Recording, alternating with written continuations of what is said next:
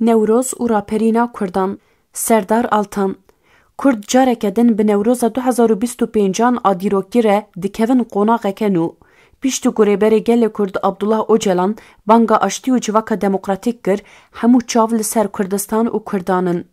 Kurd jî divê pêvajoya birîgardariyê de amade ne ku pêşwaziya Newrozeke nû bikin. Newroz ku ji bo Kurdan navê jiyaneke nû ye, di van rojan de wate û giringiyeke mezintir werdigire. Newroz jî dîrokê heya roja îro cejna ku bi hatina biharê tê pîrozkirine. Lê ji bo Kurdan ne tenê cejna biharê ye, bûye navê berxwedan, jiyana nû û raperînê. Bi taybetî di nav bûyerên herî giring ên siyasî û yên dîroka nêzik de ciyê xwe girtiye. Newrozê ev taybetmendiya xwe ji serpêhatiya serhildana Kurdan girtiye. Lewma êdî Newroz şiyarbûneke, jiyaneke nû ye. Derketina holê ya Newrozê û pîrozkirina wê wek cejin di dîroka nivîskî û devkî ya civakên rojhilata navîn de heye. Newroz ku xwedî dîrokeke 2637 salî ye, di heman demê de yek ji mîtolojiyên azadiyê ye. Mîtolojiya azadiyê ya ku hezar salan e berdewam e. Newroz navê pêşketina têkoşîna kevnar a di navbera zilimkar û bindestan azadiyê û koletiyê ye. Wekî di tarîtiya diheqan de bi pêtên agirê ku ji çakûçê kawayê hesinkar belav bûye. Newroz navê jiyaneke nû ya wekî teyre Ankayê ku xwe ji xweliya xwe afrandiye ye. Ji bo Kurdan jî Newroz xwedî wateya cejna biharê ye bêguman. Lê bi wateyên cudayên ku her sal lê tên bar kirin, her Newroz yek ji rojên herî giring e ku Kurd daxwazên xwe yên wê demê tê de îfade dikin. Piştî salên notî Newroz ji bo Kurdan bêtir watedar bû. Lê taybetmendiya xwe ya sereke piştî darbeya 1908 û pêvajoya şerê dijwar ê salên notî re bi dest xist. Vê demê mohra xwe li salên paş da. Her wiha awayî pîrozkirina Newrozan li Kurdistan, Tirkiye û tevahiya cîhanê jî diyar kir. Tevgera azadiyê û Newroz. Di van rojan de PKK ku piştî banga rêberê gelê Kurd Abdullah Öcalan têpayîn ku çekdeyîne û xwe feseh bike, di rastiyê de di heman demê de partiyeke Newrozê ye. PKK ango tevgera azadiyê hêza herî xurte ku Newrozê dike Newroz. PKK di heman demê de bi dayîna gelek berdêlan, bi berdêla gelek çangoriyan wateyeke bêhem padaya Newrozê û vê cejnê derxistiye asta herî bilind. Ji ber vê yekê, dema ku behsa Newrozê tê kirin, divê mirov wê bi avabûn û pêşketina PKK re bigire dest. Pêvajoya partîbûnê ku rêwîtiya azadiyê ya ku rêberiya PKK di salên 1907 de dest pê kir û bi taybet sala 1978 di heman demê de ji bo Kurdan jî şiyarbûneke nû nîşan dida.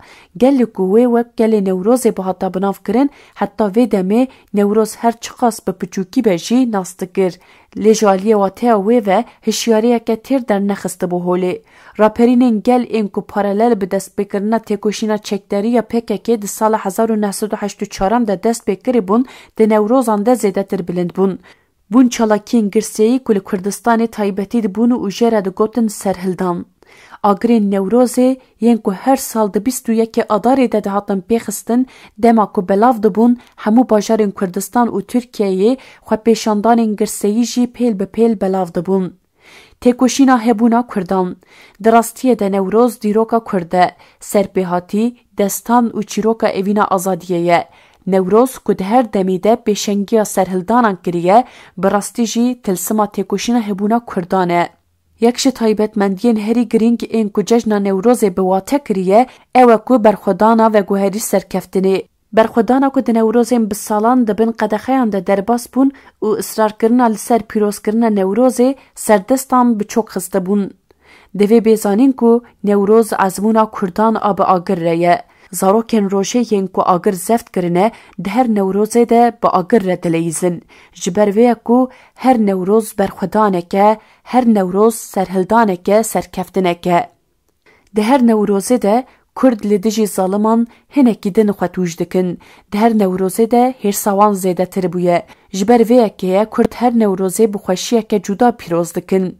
Bi tûjkirina hêrsa xwe û ji bîr nekirina zilma ku li wan hatiye kirin xwe nû dikin. Dema ku agirê Newrozê geş bû, کردین کو بر با آزادی و دمشیان برخودان خو بجوشک مزنتر بلند کرن لدیج زلمه هر تمکارین سر لنگام بمینن جبر وی که کو تکوشینا آزادی و پیشنگ وی تکوشینه هر چقاس به بدل مزن بجی هر تم افرینر دسکفتین مزن بون نوروز سرهلدانا کوای هسنکار آل دیج دهاق ظالم و جینه هرچند دیروکا کردان ده وک افسانه جه کرد بجی دناف سالان ده وساحات کو بو روژه که تکوشینا هبون و تنبونا کردان و بوی آوایی افاده خودید.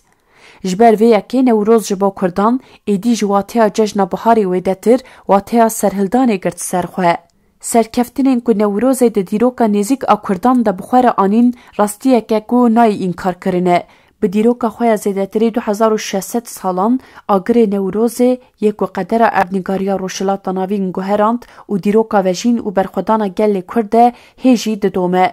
دمین کو هیوی و باوری تاری کرنه دمین خود جیان ده شهید نوروز یک و بسر را آگر گیشتن کواتیه و خداوند بونه بدن خواه کرن کراس آگر و بونه هیوی. بون برخودان و گوهرین سرهلدانان. جبروی نوروز 2025 ده اصل خوده هم ده به نوروزا گریدایی بونا شهیدان هم جی به بای بهارک نو ده به ناو نو کرنا هیویه و خورد کرنا بریارداریه. نوروز پیروز به.